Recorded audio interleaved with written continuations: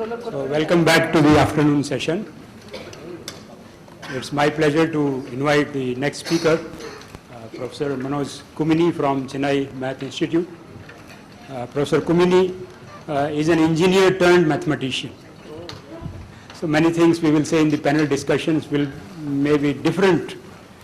So he found his passion a little bit late, but he has been extremely successful in his career. He started with B.Tech in electrical engineering and telecommunications from Calicut University, moved to Indian Institute of Science, and then decided that it is mathematics in electrical engineering which fascinated him, and went on to do PhD in University of Kansas under Professor Craig Huneke. And Professor Craig Huneke 25 years ago was also one of my advisors. That's the connection. And the place where he got his PhD, I was a postdoc. And the place where I got a PhD, he was a postdoc. So we have long connections here. Today, he will, of course, he works in commutative algebra, algebraic geometry, combinatorics. He has many talents because of his engineering background. And today he will talk on a topic which also intersects with engineering. And that's from linear algebra to robotic design via Groebner basis. Everything will be defined. I think robot will not be defined. So please. Thank you, Jugal, for the introduction, and thank you, Raghavan, for this invitation to speak here. So, if I'm writing too small, please correct me, because I tend to write smaller, but then I know that I have to write faster. Is this visible at the back? Is this large enough? Okay. So, perhaps the title tried to oversell the talk. I'm not going to get into the technical aspects of any robotic arm design. This is about certain mathematical aspects about how an arm would move and how we could detect various things. We will get to that at the end. But we will start with some notions in linear algebra, which is just how to solve linear equations using Gaussian elimination. And we will soup up that thing to work for polynomials. And as an application, we will see this. And if time permits, we will also see the other thing that I advertised in the abstract, which is automatic geometric theorem proving. In any case, I will only just overview, how this thing will work, rather than being specific about the technique. Okay. And so the examples that I am describing are from the following book.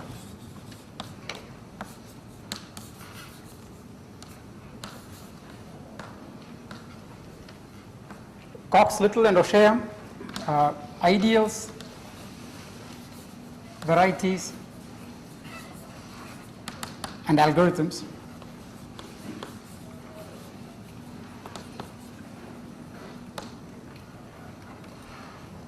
With a little bit of background in commutative algebra, or one can get to understanding these notions. But at least in today's talk, I will try to avoid those technical aspects and just describe this idea. Okay, so the first part is how do we solve linear equations?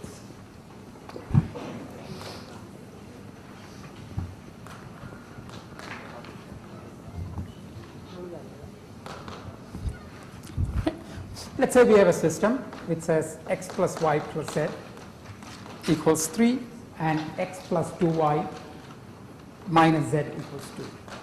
I'm not describing a system that is too difficult to solve. I just want to illustrate the idea which we will transplant to work with polynomials. Okay, so we will do Gaussian elimination.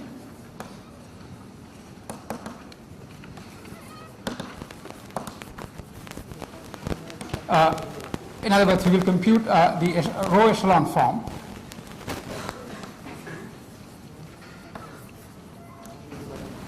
Okay. So all of you would have seen this thing. We will write these coefficients, and then we will put up these numbers also in this matrix like this. And then, so I want to actually go step by step in this thing, because this is what we will transplant. Okay, so first, we will get rid of this one and we will get the following matrix.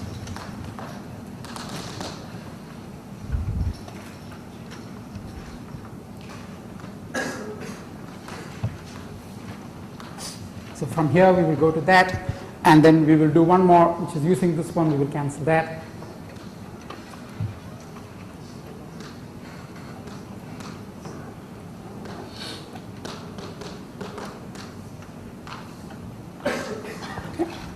So then we will solve, we will give some arbitrary value to z. We will say that z be equal to t, and from which we can solve x to be some 4 minus 3t and y to be minus 1 plus 2t. So that's just how we would solve it. But now I want to put a little bit more detail, because I want to now treat this as polynomial equations, okay, and specify, take up some specific point about this, which what we want to see to solve, to study this sort of, to give this sort of an approach to polynomial equations. If you have questions or don't understand a point, feel free to stop me at any point in time. Okay, so now I want to actually treat this somewhat more in somewhat more detail. So I start with one equation. The given equations. So I want to write this as something equals. Okay. So this is some equation 1, this is equation 2.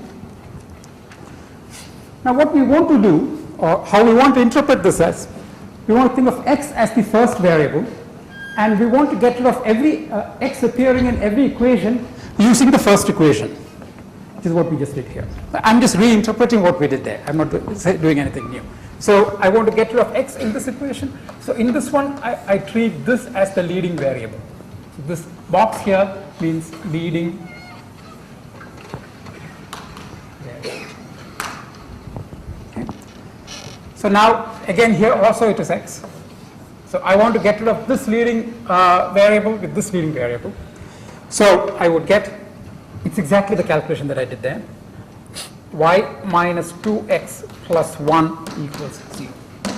And this is, so this is a new equation with a new leading, with a different, it just happens to be a different leading variable, but that's not the case. Okay. So now we go back and we want to get rid of this y in other equations using the one that we just got. Can you change Could you change x to? Oh, yes, yes, thank you, yes. Thank you. Yeah, so we can use this, and let's apply this back to 1, and so we will get another equation. So I'm just going to subtract 3 from 1, so I will get x plus 0 times y plus 3z minus 4 equals 0.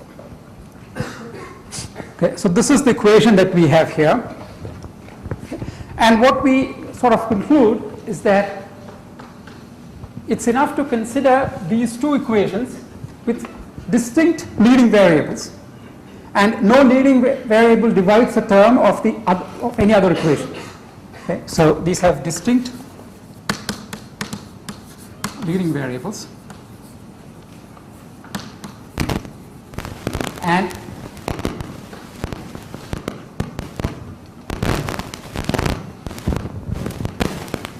no leading variable of any equation divides divides any term of other equations.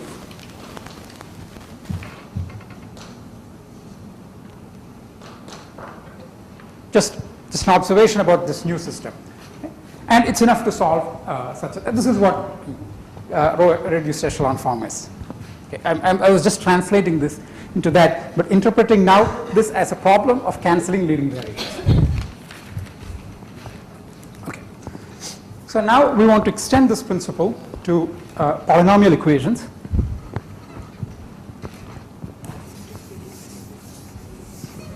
And I would say solving in quotes, because we're probably not going to be solving it, and that's not exactly what.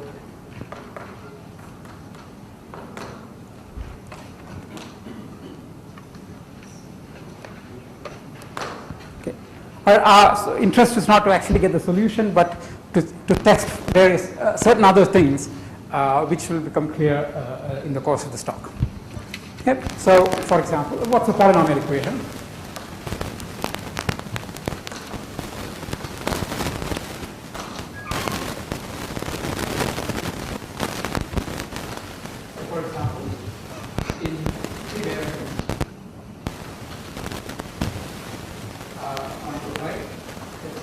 1 x, y, z x square y z plus 1 square over 2 y square minus 2. And if you have a bunch of these things, what can we say about it? I want to say the questions.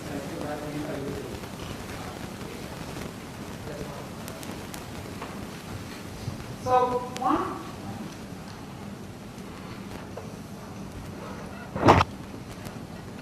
So our situation is we have a system of say m linear equations.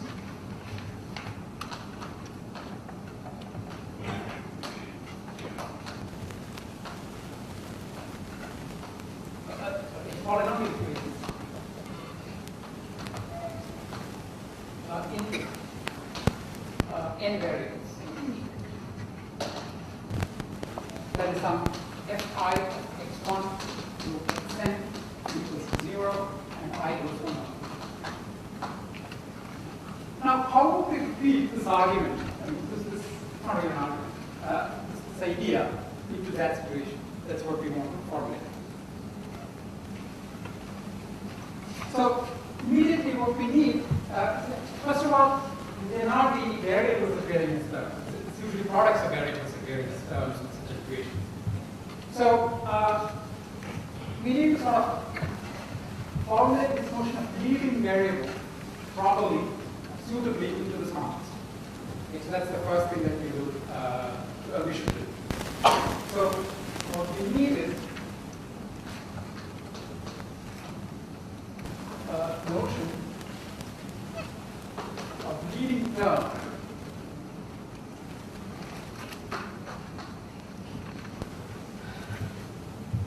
for polynomials.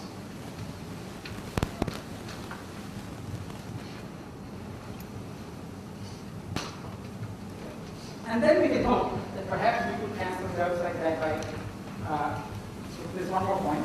You could have two equations in which leading terms are of different degree. Then you would ask the question, can you divide one by the other? Okay. So can you divide the leading term of one equation and modify that equation and take away it from another equation and modify it like this? And then we get to something like this. So that's the principle, and the point is that it's required. So I want to now I want to explain. So let's define this notion of leading terms, and then try to repeat this thing.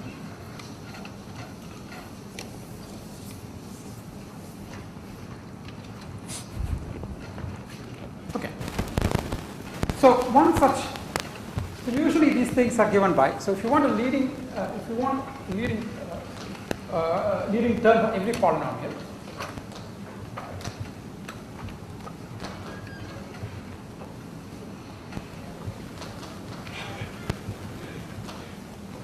I mean, we want this approach to work for all polynomials. Right? So we should be able, given a polynomial, we should be able to say what is its leading term. Okay? So we need to do this for all polynomials.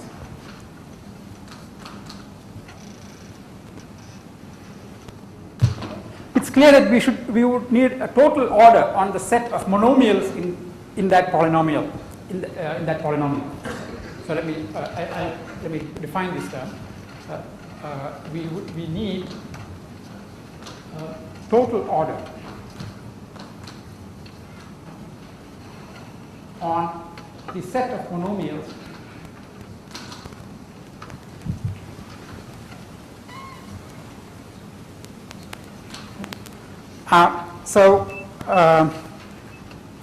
for the purpose of this talk, we will treat all these polynomials as if they had real coefficients, but it doesn't really matter. All the theory that I'm describing will work over any field.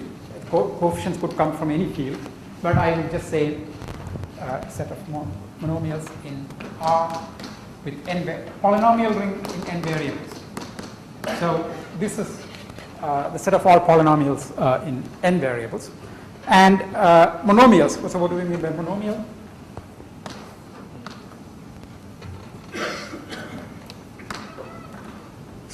So it just means a product of powers of the variables.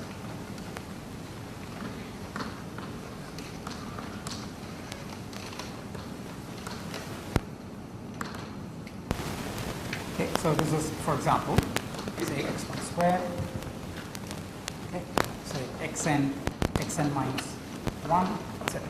Any of it.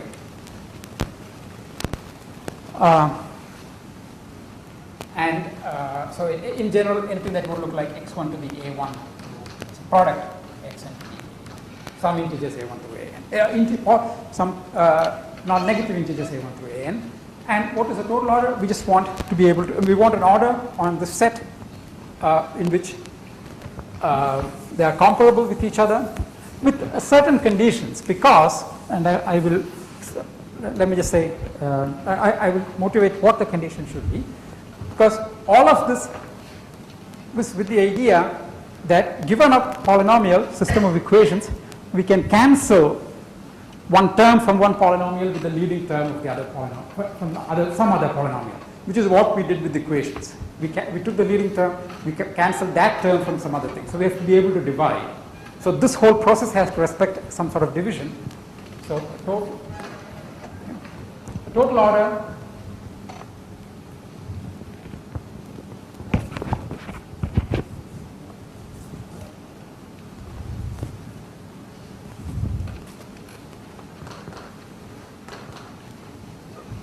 on the set of monomials will just be x1 to the a1 to the xn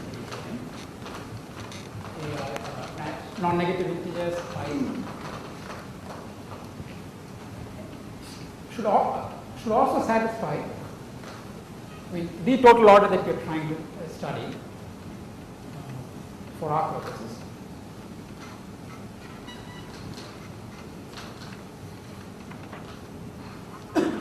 Should also satisfy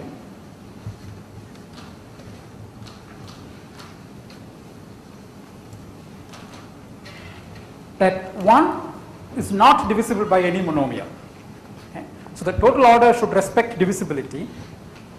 So before we go, so 1 is going to be less than any of the variables, and as far as the variables are concerned, we could say xn is smaller than xn minus 1 is smaller than this choice is just completely arbitrary, just as we're just labeling some quantities. Okay, so that's completely arbitrary, and so on. I mean, there could be other things here. I mean, I'm not saying that there's something else in between these two, or nothing else in between these two. But I'm just saying, among these, they should satisfy this, and then other things. If m1 and m2 are monomials, m1, let's say less than m2 are monomials, then m1n should be less than m2n for all monomials.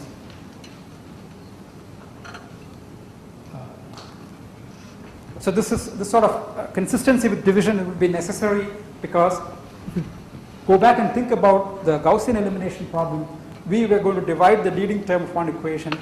We were going to divide terms of one equation by the leading term of something else that we have chosen. Okay. So if you want to guarantee that we can transplant that idea here, we would need a total order that satisfies these things. So before we go worry about, no, instead of worrying about what an abstract thing this is, let's just take an example. And it's in fact one of the most useful term orders.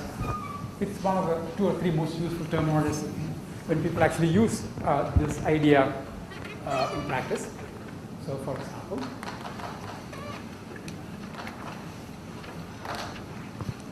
there is the lexicographic order.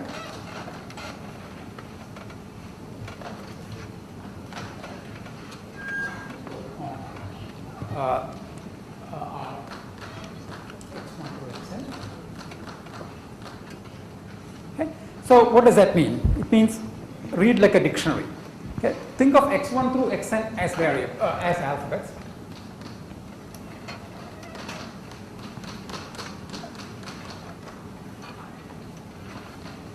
As letters in an alphabet. Letters in an alphabet. x1 being the first one and xn being the last. Of course, these choices, I mean, what is first and what is last those are completely arbitrary, but let's just keep it this way, being first and xn plus. Okay, so that choice is just completely arbitrary. Then, if you have a monomial, write it out as a word in that alphabet. So, for instance, x1 square is just x1, x1, and x1, x2 is just x1, x2. Okay. And if you have two things, for instance, let's say x1 square and x2, x3, maybe we'll put x2 square, x3. Okay, I expand these as words, so I'll have x1, x1, and I expand this as words. Actually, let me also put an x1 there. So I will get x1, x2, x2, x3, and it's clear that in the dictionary this will come before that. So this is so this comes before this, just as one would read in a dictionary. So the actual length of this thing doesn't matter. What matters is how they are ordered in the dictionary. Okay, so that's an example of a term order that will work in this case. And okay, such things are called monomial orders. So I should just say that the term for that thing is a total order which satisfies these things. So these are called monomial orders.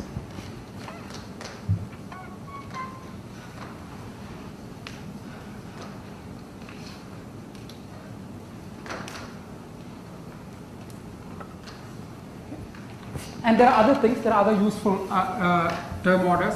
That depends on the purpose that we want to do.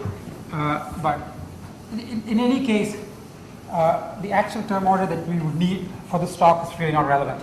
What we need is this notion that there is such an order. And given a total order like this, we can, given any polynomial, we can identify its leading term. Okay?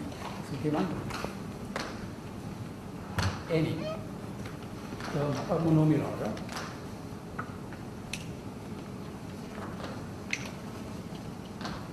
we can talk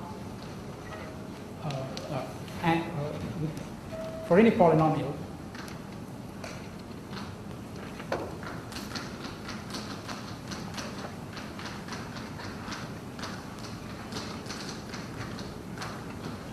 we can talk of its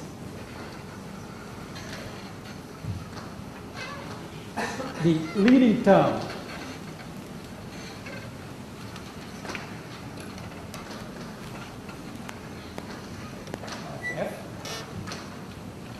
and I will just abbreviate this as denote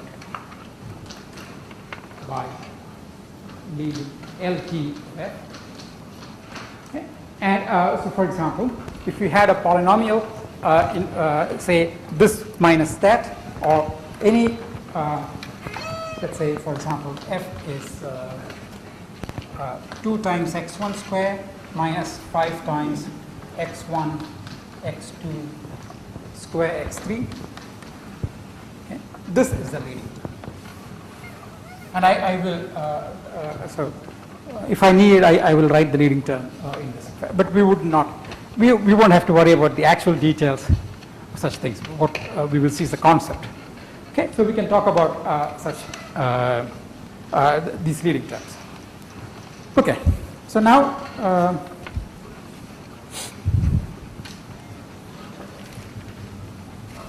so analogous to what we did in the case of linear system of linear equations, we can ask whether if you have a system of equations and you take a new equation, does that new equation impose further conditions on the solution, or is that solution is that not impose any further conditions? So just to illustrate this question, back to the example of linear system, linear equations. Okay. So there, what we said was we had the system x plus y plus z minus 3 equals 0, and x plus 2y minus z minus 2 equals 0.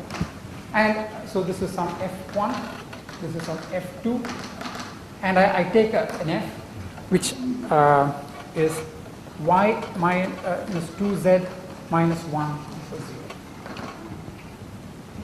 We can ask the question, does the equation f equals 0 impose a new condition, a further condition than just saying f1 equals 0 and f2 equals 0? And what we saw was that that's not the case. Okay? I mean, we got this by doing Gaussian elimination of this thing. Anything, I mean, if a point a comma b satisfies these two equations, it's also going to satisfy this equation. Okay? So this doesn't impose any further new conditions on that system. We can ask a similar question for polynomials also, but then one has to be a little sorry? Is there a question? Oh, sorry. I'm sorry. It should be, sorry, yeah. Yes, for what I was saying, it should have been a plus 1. Yeah, thank you. So we can ask, does f impose any new conditions on solution, the solution set to solution set of the system f1 equals f2 equals 0? And the answer in this case is no. But since I had by mistake written a minus 1, and if you had asked a question there, it would impose a new condition. Okay, that system would have been inconsistent. Okay. So we can also transplant this question to this new situation. Given a system of polynomial equations and a new polynomial, can we say whether the new polynomial imposes any new conditions or not?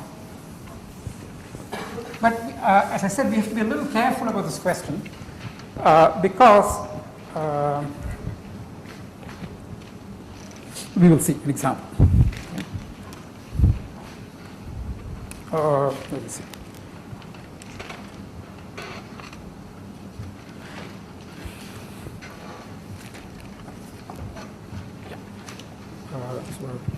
Yeah.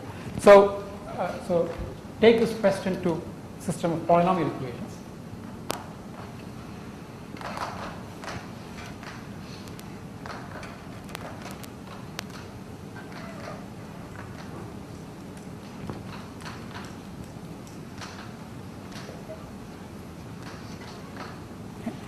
So let's say that we have a system of equations f1 xy minus 1 equals 0, f2 equals y square minus 1 equals 0. And I ask the question, does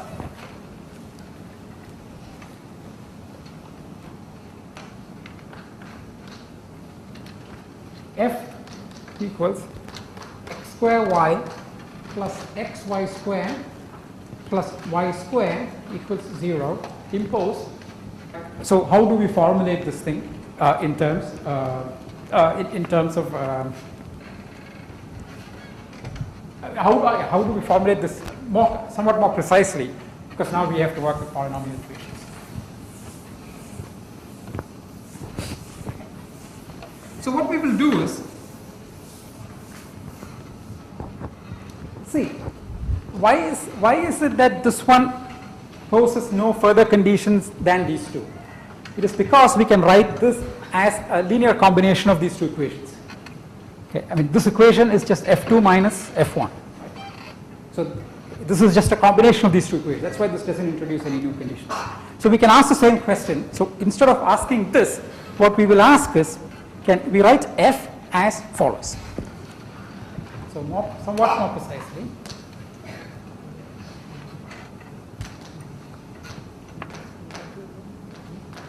And I should, I should put this precisely in quotes because one could still ask that question, and there's a certain way of answering that. Okay. But we want to sort of ask this question: can we write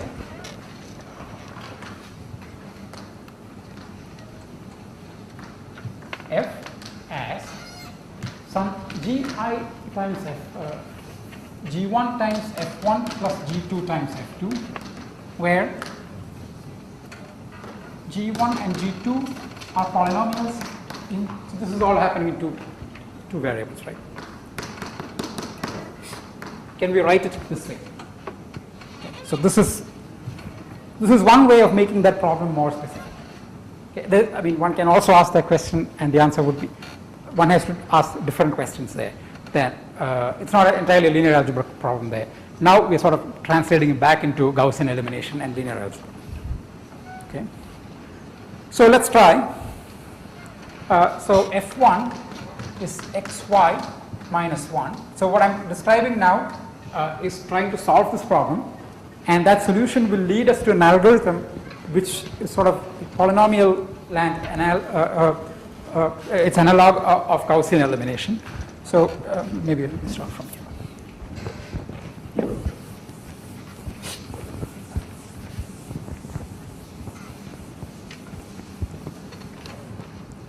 Okay. So f1 is xy minus 1. That's the leading term. f2 is y squared minus 1. And we now ask the same question that we asked in the interpretation of Gaussian elimination, which is, can we divide the leading term? F is. I'm just writing in box. What's inside the box is the leading term. So in this case, let's say we are doing lexicographic. Okay, so box means leading term in lexicographic order, the order that we just saw. Okay, so that's going to be x squared y plus xy squared plus y squared. So we just look at the term that has the most number of x's, pick that. If there are two that compete, look for the next variable. If they compete, look for the next variable, and so on. So this is going to be divisible by that. So we can write f minus x times f1 is just going to be xy squared plus y squared plus x. So again, that's the leading term. Because now we have to compare these two, and that this has small y, so we pick that. Now we can subtract, so f minus x f1 minus, now I subtract y times f1. This will be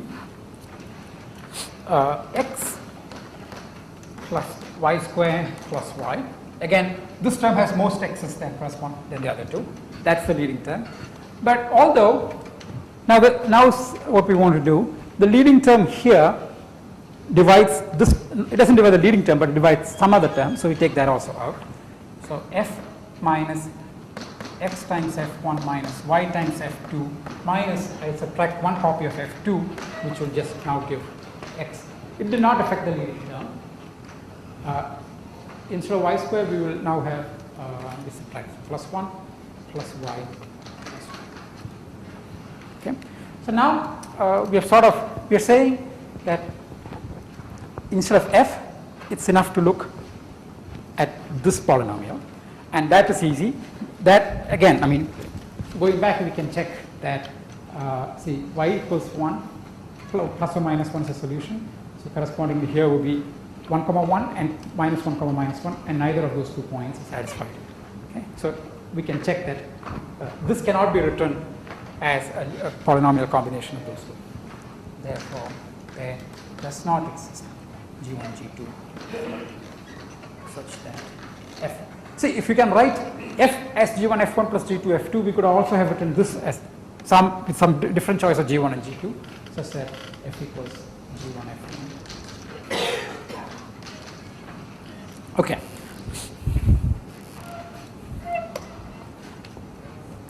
So now this approach gives us the algorithm that which will give us what is called Groebner basis. I have not yet defined what they are.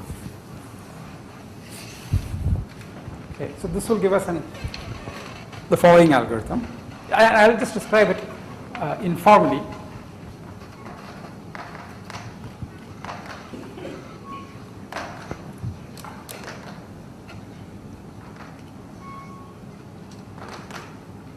Okay, it's just an informal description of this algorithm. So what we do is we start with the given polynomials that we're given. That's the given set of polynomials. Let's say step 1. Step 2, if there exists g and h in G such that the leading term of G divides any term of F of H. Okay. Then write H prime as H minus a suitable monomial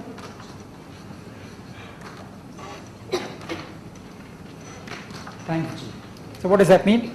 There is some term when you write out H is divisible, going to be divisible by the leading term of G. So divide that. Because it's divisible, you'll get the quotient will also be a monomial because it's properly divisible. Put that monomial in. So what will happen is, using the leading term of G, we would have cancelled the term in H. So that's suitable. I mean, one could write it out as an expression, but that's going to be more difficult. What we want is, look at the term that we want to cancel, divided by the leading term of G, okay, and then just subtract it. That's it. Okay. So using the leading term, cancel out the term that can be cancelled. And okay. And if H prime is 0, then nothing is not 0. Put G to be,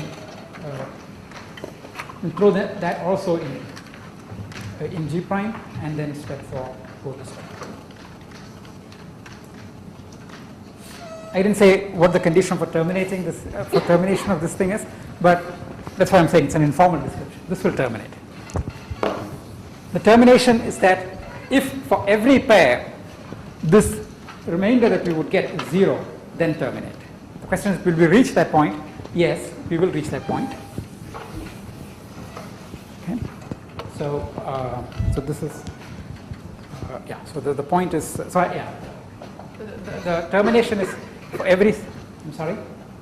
The termination is that for every pair, this H prime will be 0. Okay. So it's a fact that this will terminate.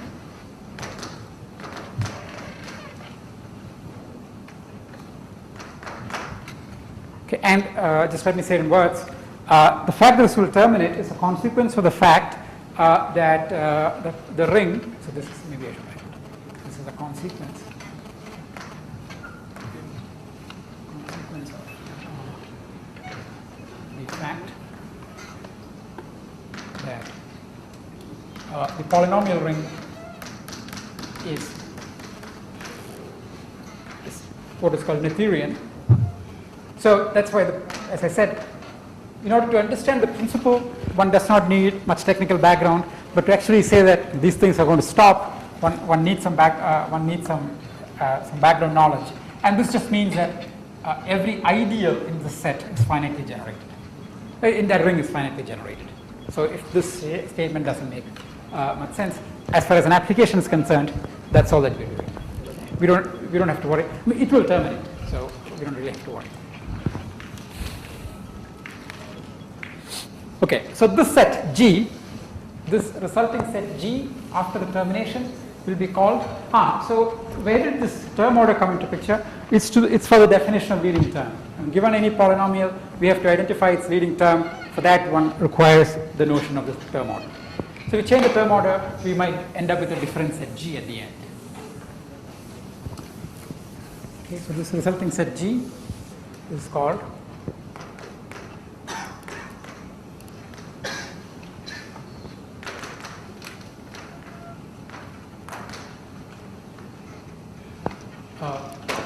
Groebner basis.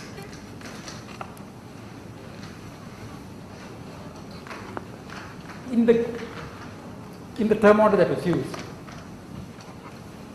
in the monomial order that was used,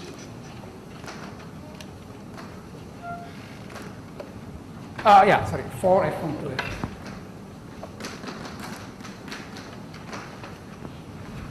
I meant n variable, it doesn't really matter, some sense.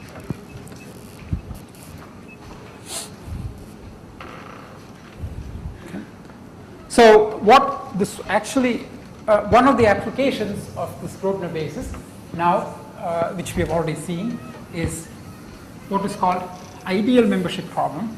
but instead of defining those terms, I will just say what it means. So one application.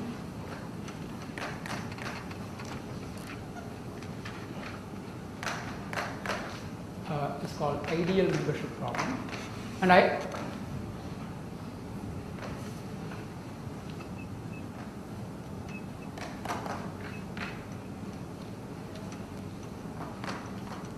so this is, I mean, in more concrete terms, it's exactly what we were trying to understand in the previous example. Just given f1 through fn and f inside this polynomial ring, does there exist g1 through gm such that f is that? Okay. This is what I mean. If you already are familiar with the notion of ideals, then we are saying does f belong to the ideal generated by these two? But more concretely, it is just saying this thing.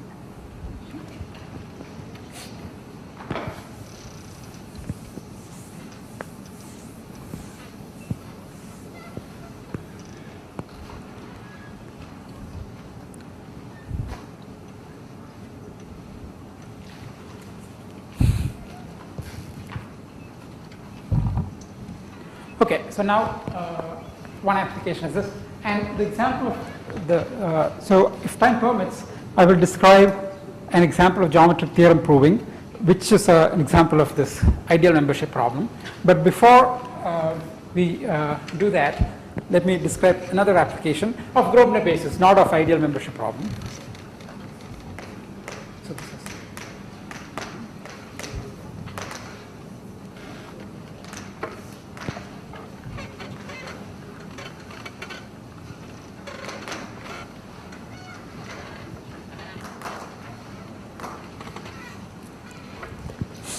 okay. So this is somewhat simplistic view of robotic arms in which all arms will be just represented by line segments. We are not actually worried about the physical dimensions of that. Except for the length, we are not really worried about the physical dimensions. And if there are two arms that are joined at some point, we will assume that we can rotate it, at least in principle, which may not be the case if there is an actual robotic arm. So we will not worry about those issues. We will worry the more easy part of it, worry about the more easy part of this thing in here. Okay, so let's say that we have this is some fixed surface on which there's some arm. Let's say it's of length L. This is fixed. Okay, this is, I mean, it's only to give some, the actual movement starts from here. So this is a pivot. So there's another arm of length L2 and making some angle theta.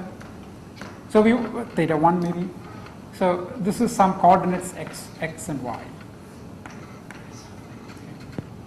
of some length L. And then there's another arm of length say L3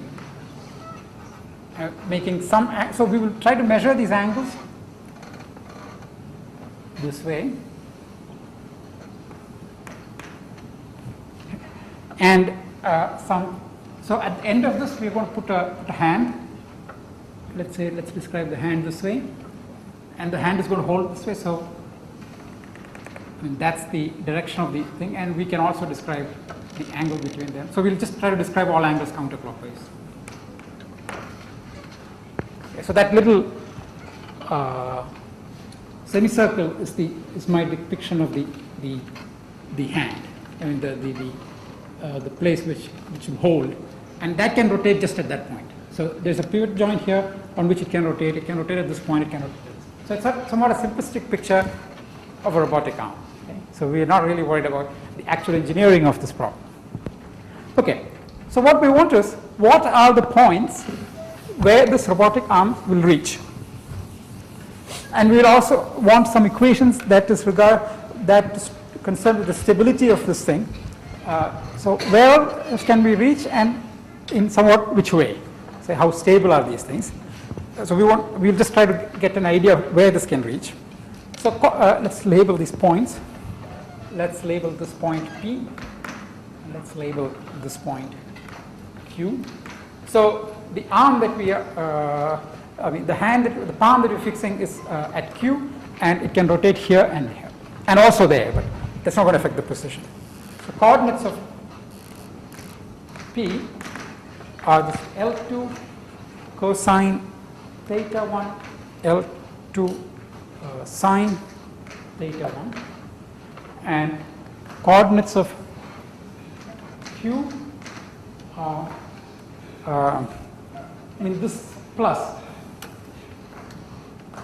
this quantity plus L3 cosine minus theta 1 minus theta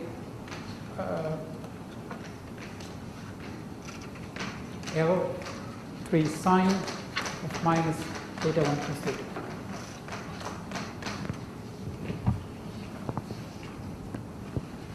And these are the angles that it will make with respect to the horizontal, which is how x-axis is made. That's all, and we're just writing. So now we can ask, where are the polynomials? See, this notion of Groebner basis that we came up with worked with polynomials, but here we see only trigonometric functions. So how are we going to use it? It is because these things are polynomial expressions in cosine and sine of theta 1 and theta 2. So eventually we can translate this whole problem into things that would look like polynomials as follows. So define Ci to be cosine of theta I and Si to be sine of theta I, and I goes from 1 to 2. I mean, as far as the position is concerned, theta 3 doesn't come into picture. So therefore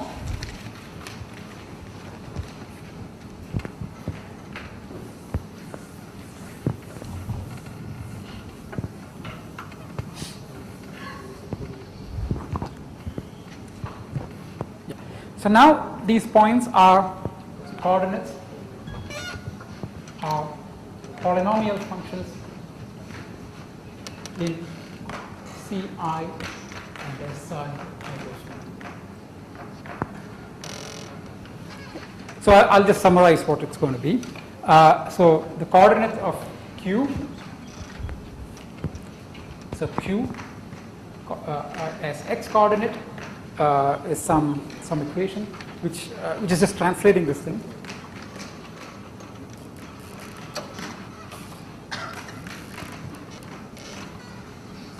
I'll say, I mean, I want to say a few words. So L3,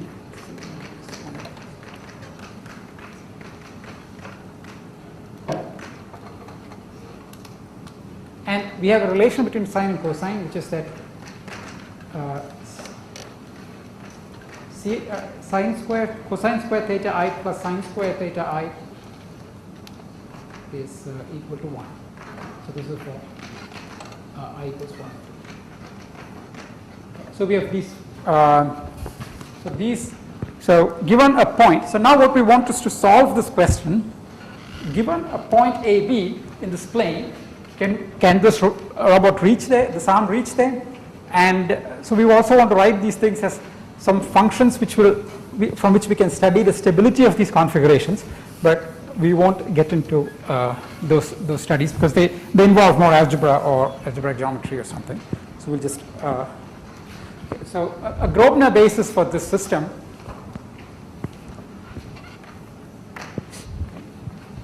so given a point AB in the plane, can the arm reach there?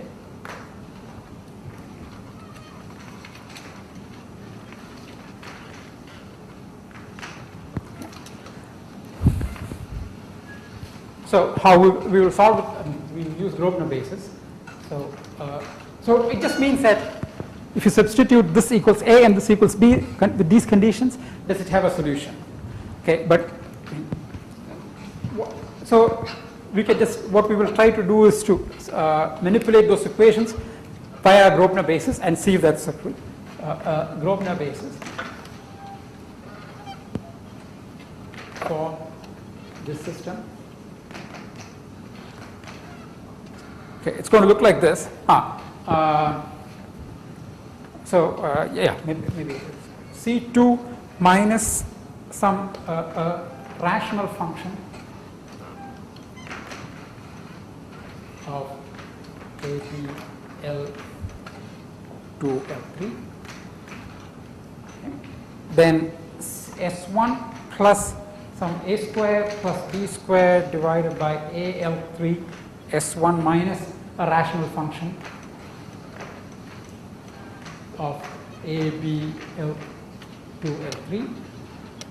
Then some C1 plus something times S2. Again, this is a rational function of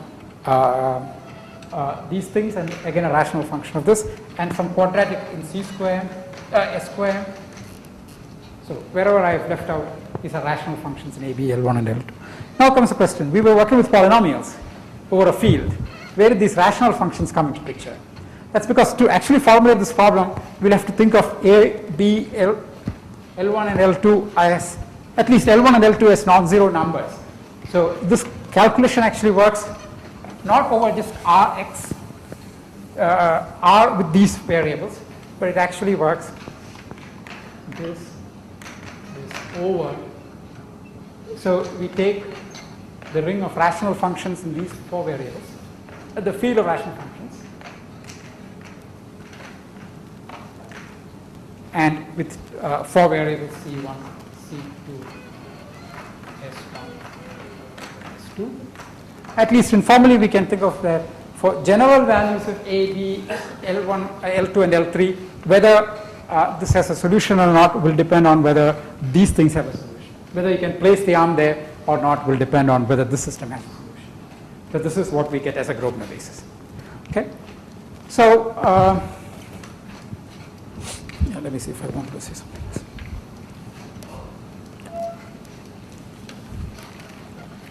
How much time do I have? Is that 5 minutes? Okay. So 5 is good, probably good enough. Okay. So yeah.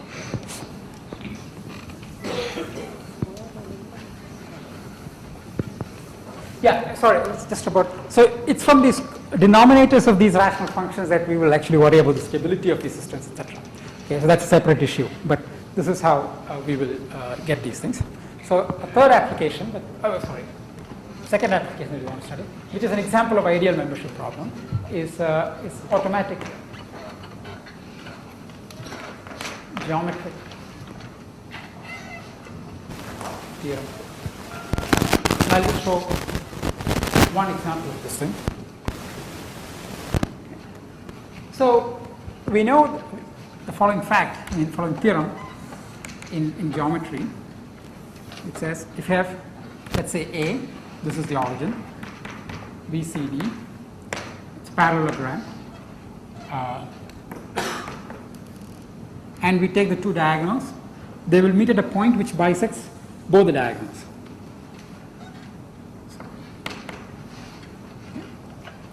So E bisects AB, AD and BC. I mean, this is a theorem. So how would we set this up as polynomial equation? How would we set up the hypothesis and the conclusion as polynomial statements about as polynomial equations? And how do we see whether the hypothesis will lead to this conclusion? Okay. So what is the hypothesis? Hypothesis is, so let's give some coordinates. This is u1, 0, u2, u3. This is some x3, x4, and x1, x2. So this example is also from the book that I mentioned. So how will we set this up? The hypothesis is that, so this is a parallelogram. It says that AB is parallel to CD. So that's just a statement which says that slope of this line is 0, slope of CD is 0, which would say that x2 minus u3 minus x1 minus u2 equals 0. In other words, let's just say that x2 minus u3 equals 0. So the fact that AB is parallel to CD is expressed as a polynomial equation. Okay. Similarly, AC is parallel to BD is also another polynomial. So let's call this one F1, polynomial equation. F2 equals 0. So the thing that two lines are parallel, two line segments are parallel, can be expressed in terms of polynomial conditions in terms of this variable, in the coordinates of that thing. How do we say that E lies on this line and on this line? We will just say that the area of the triangle AED is 0. Similarly, CED is also 0. So those are, we can express this in terms of determinants. So AED collinear, which is to say that this polynomial function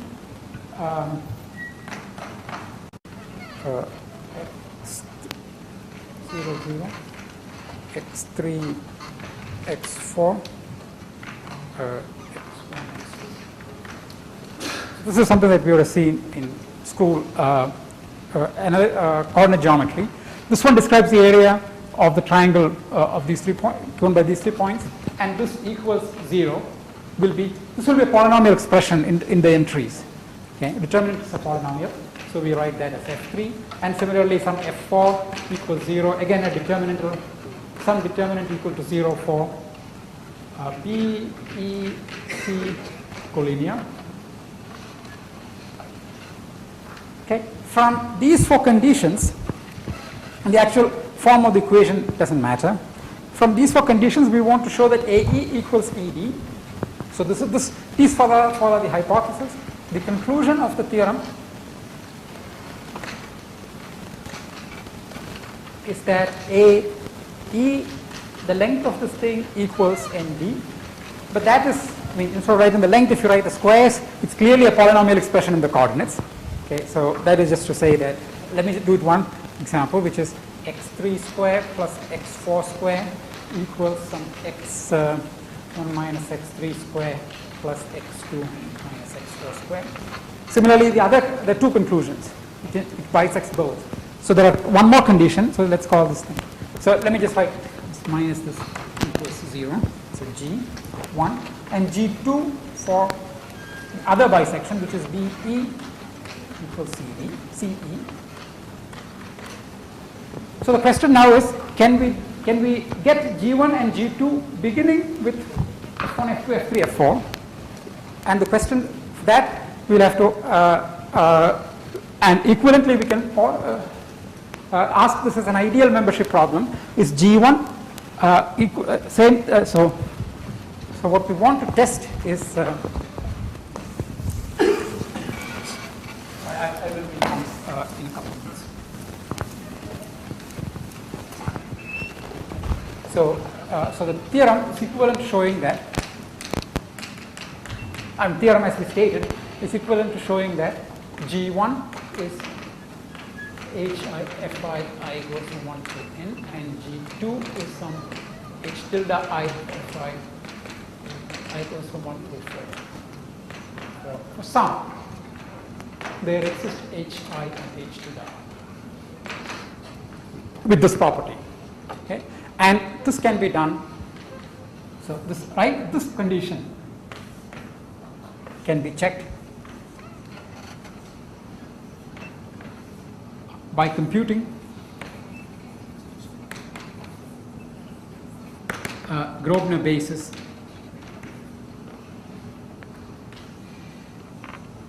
of F1, F2, F3, F4. Okay, and so we can compute a Groebner basis and do this. We can determine whether this is yes or no. The answer will turn out to be yes in both, and that is how the conclusion will form. Okay. And I will stop here. Thank you.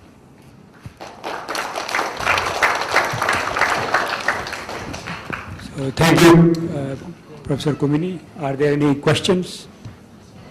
What you said about the automated journal geometry theorem proving. Yeah. So, like, from what I get of it is that a theorem can be proven in automatically in the system Yeah.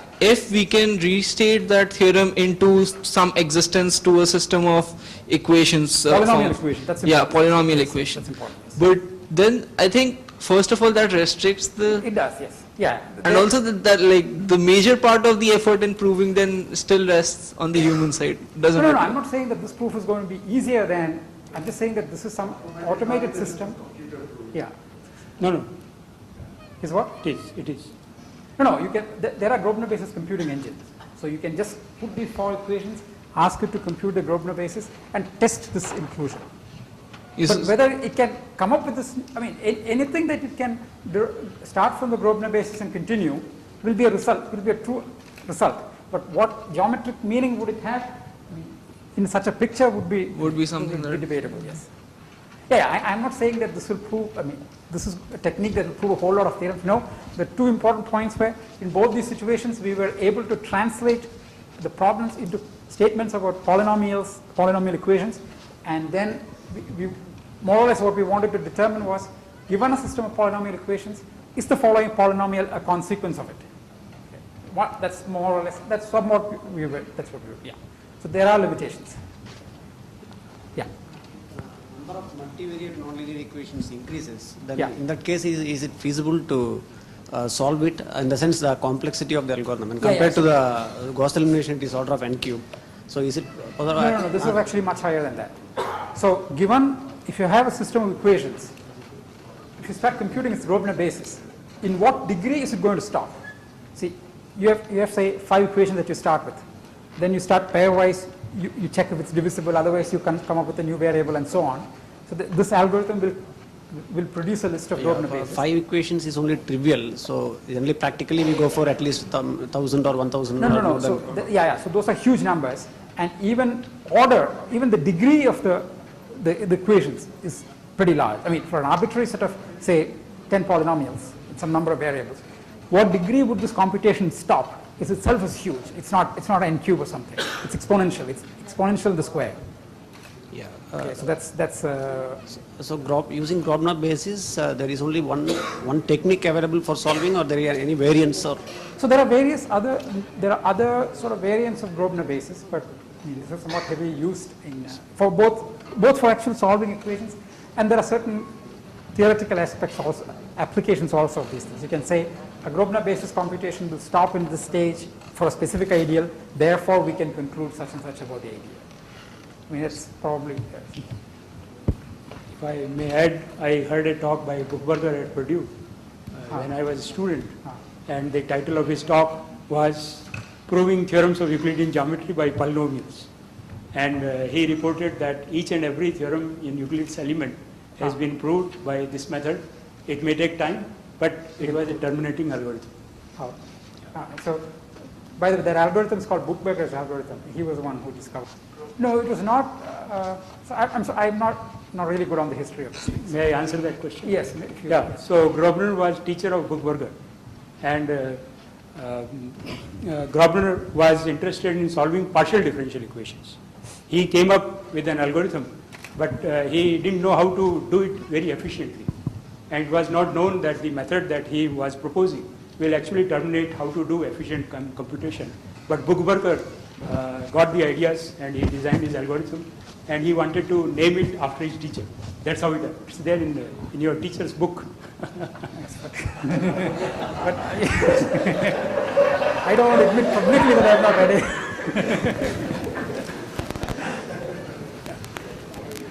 Any other question?